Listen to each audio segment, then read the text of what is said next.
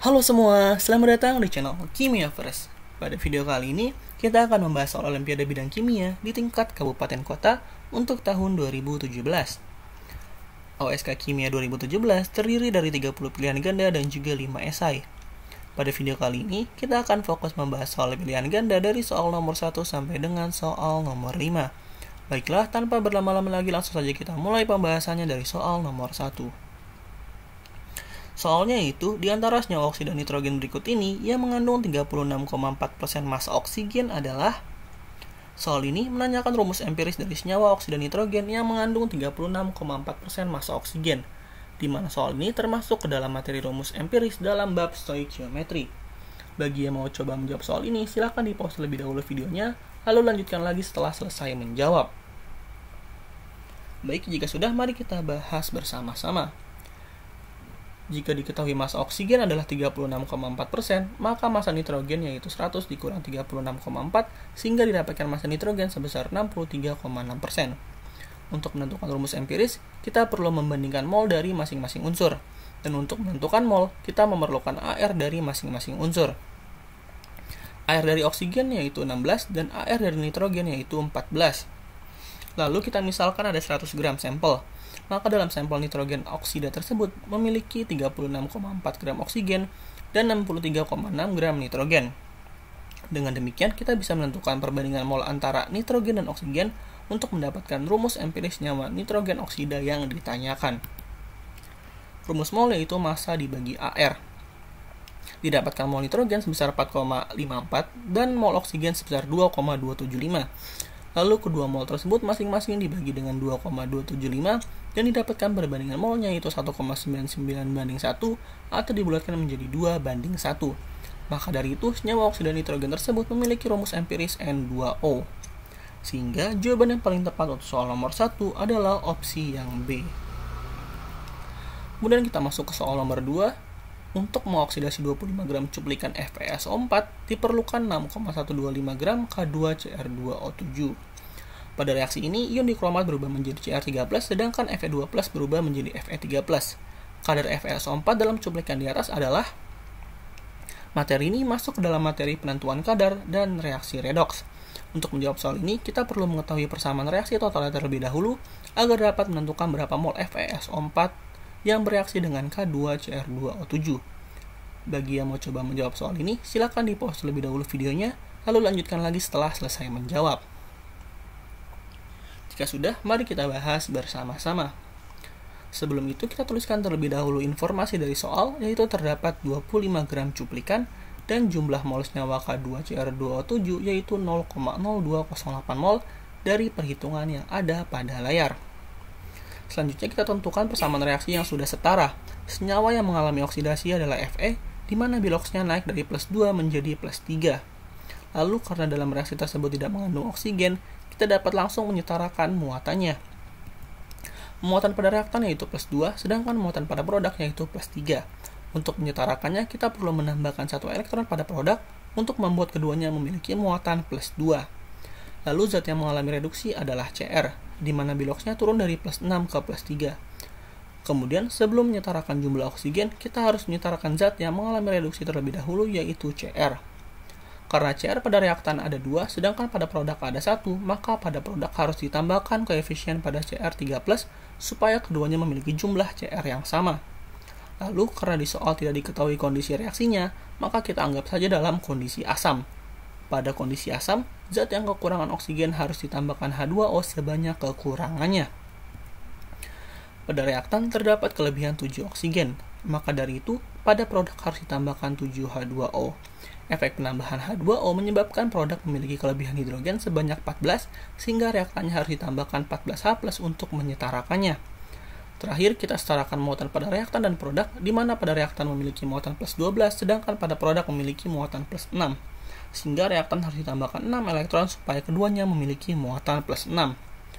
Kemudian kita samakan jumlah elektronnya. Pada Cr memiliki elektron 6, sedangkan pada Fe hanya memiliki 1 elektron. Sehingga pada reaksi Fe dikali 6, sedangkan reaksi Cr dikali 1, supaya kedua reaksi tersebut sama-sama memiliki jumlah elektron 6. Ketika kedua elektron sudah sama, barulah kita jumlah kedua reaksi tersebut dan didapatkan reaksi setaranya, yaitu Cr2O72- ditambah 14H+ ditambah 6Fe2+ menjadi 2Cr3+ ditambah 7H2O dan 6Fe3+. Karena kita telah mendapatkan perbandingan Cr2O72-, maka mol Fe2+ yang bereaksi adalah 6 kalinya dari mol Cr2O72-, yaitu 0,1248 mol. Lalu kita konversi mol Fe2+ ke massa FeSO4, didapatkan masanya yaitu 18,97 gram. Setelah kita mendapatkan massa FeSO4, kita bisa menentukan kadar FeSO4 dalam cuplikan dengan cara membandingkan massa FeSO4 dengan massa cuplikan. Massa FeSO4 adalah 18,97, sedangkan massa cuplikan adalah 25 gram, sehingga didapatkan kadarnya itu 76%. Oleh sebab itu, jawaban yang paling tepat untuk soal nomor 2 adalah opsi yang D. Kemudian kita masuk ke soal nomor 3. Volume larutan H3PO4 0,1 molar yang tepat bereaksi dengan larutan 50 ml BaOH2 kali 0,25 molar adalah. Materi ini termasuk dalam materi titrasi asam basa. Untuk menjawab soal ini, kita bisa langsung saja menggunakan rumus titrasi asam basa. Bagi yang mau coba menjawab soal ini, silakan di-pause terlebih dahulu videonya, lalu lanjutkan lagi setelah selesai menjawab. Baik, jika sudah, mari kita bahas bersama-sama. Rumus titrasi asam basa yaitu konsentrasi asam dikali volume asam dikali valensi asam sama dengan konsentrasi basa dikali volume basa dikali valensi basa. Langsung saja kita masukkan angka-angkanya, yaitu 0,1 dikali volume asam yang dicari dikali 3, karena H3PO4 memiliki valensi asam 3, sama dengan 0,25 dikali 50 dikali 2 dari valensi basa senyawa BaOH 2 kali. Lalu untuk mencari volume asam bisa langsung dipindah ruaskan 0,1 dengan 3-nya, sehingga setelah dilakukan perhitungan didapatkan volume H3PO4 yang digunakan yaitu 83,3 mili. Oleh sebab itu, jawaban yang paling tepat adalah opsi yang B. Kemudian kita ke soal nomor 4. Di antara konfigurasi elektron berikut ini, yang menunjukkan unsur logam adalah. Materi ini merupakan materi yang muncul pada bab struktur atom dan konfigurasi elektron. Bagi yang mau coba menjawab soal ini, silakan di-pause terlebih dahulu videonya, lalu lanjutkan lagi setelah selesai menjawab. Jika sudah, mari kita bahas bersama-sama. Yang perlu kita tahu adalah unsur logam secara umum berada pada golongan 1A, 2A, dan juga golongan transisi. Untuk menentukan apakah suatu senyawa termasuk logam atau bukan, bisa dilihat dari elektron valensinya setiap konfigurasi elektron. Dengan mengetahui elektron valensinya, kita bisa mengetahui unsur tersebut masuk ke golongan berapa dalam tabel periodik unsur. Langsung saja kita cari tahu masing-masing pilihan masuk ke dalam golongan yang mana. Untuk opsi A, karena orbital akhirnya merupakan orbital P, maka orbital S yang berada pada kulit yang sama harus kita ikut sertakan juga. Oleh sebab itu, opsi A memiliki elektron valensi 7 dan masuk ke dalam golongan 7A yang bukan merupakan logam. Kemudian kita ke opsi yang B. Opsi B kasusnya sama seperti opsi A, di mana orbital yang mewakili elektron valensi yaitu orbital S dan P, sehingga opsi B memiliki elektron valensi 8. Dengan demikian, opsi B termasuk ke dalam golongan 8A dan bukan termasuk logam. Lalu kita ke opsi yang C, di mana memiliki orbital terakhir yaitu orbital S. Akan tetapi yang perlu diingat adalah dalam penulisan konfigurasi elektron, seharusnya ditulis 4S terlebih dahulu sebelum 3D, sehingga orbital terakhir pada opsi D seharusnya adalah 3D. Karena orbital akhirnya adalah D, maka orbital S di sebelahnya juga harus diikutsertakan untuk menentukan elektron valensi opsi C. Karena elektron pada dua orbital terakhir berjumlah 4, dan ada orbital D pada elektron valensinya, maka opsi C termasuk dalam golongan 4B dan merupakan unsur logam. Kemudian kita ke opsi yang D. Di akhir konfigurasi terdapat orbital S dan P, maka opsi ini memiliki elektron valensi 3. Dengan demikian, opsi D termasuk golongan 3A dan bukan termasuk logam. Lalu yang terakhir yaitu opsi E, di mana pada opsi E ini sama seperti opsi B. Konfigurasi elektron opsi E termasuk ke dalam golongan 8A dan bukan termasuk logam. Dengan demikian, opsi C menjadi satu-satunya logam di antara kelima konfigurasi elektron pada soal. Kemudian kita masuk ke soal terakhir, yaitu soal nomor 5 untuk video kali ini. Struktur Lewis berikut ini adalah representasi dari materi ini merupakan materi muatan formal pada bab ikatan kimia. Bagi yang mau coba menjawab soal ini, silahkan di-pause terlebih dahulu, lalu dilanjutkan lagi setelah selesai menjawab. Jika sudah, mari kita bahas bersama-sama. Untuk menjawab soal ini, kita perlu mengetahui muatan formal masing-masing unsur dalam suatu senyawa untuk menentukan muatan total senyawa tersebut. Sebelum menentukan muatan formal, kita perlu mengetahui masing-masing elektron valensi tiap unsur. Rumus mencari muatan formal yaitu elektron valensi dikurang pasangan elektron ikatan dikurang elektron bebas.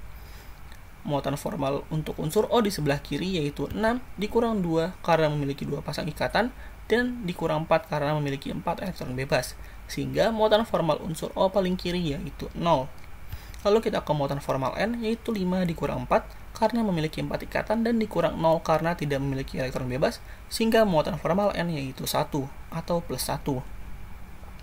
Kemudian muatan formal untuk O di sebelah kanan sama seperti O di sebelah kiri yaitu 0. Dengan demikian, karena hanya ada satu muatan yang disumbangkan oleh N, maka senyawa NO2 tersebut bermuatan plus 1. Sehingga jawaban yang paling tepat adalah opsi B yaitu NO2+. Nah, kira-kira dari 5 soal, teman-teman betul berapa nih? Untuk yang betul semua 5-5-nya selamat. Dan untuk yang masih salah bisa disimak lagi pembahasan pada video kali ini. Nah, mungkin sekian untuk video kali ini. Semoga bermanfaat. Dan apabila ada hal yang ingin didiskusikan, bisa kita diskusikan bersama di kolom komentar. Jangan lupa juga untuk melihat video lainnya terkait pembahasan OSK Kimia di tahun-tahun sebelumnya. Sampai jumpa di video selanjutnya. Terima kasih.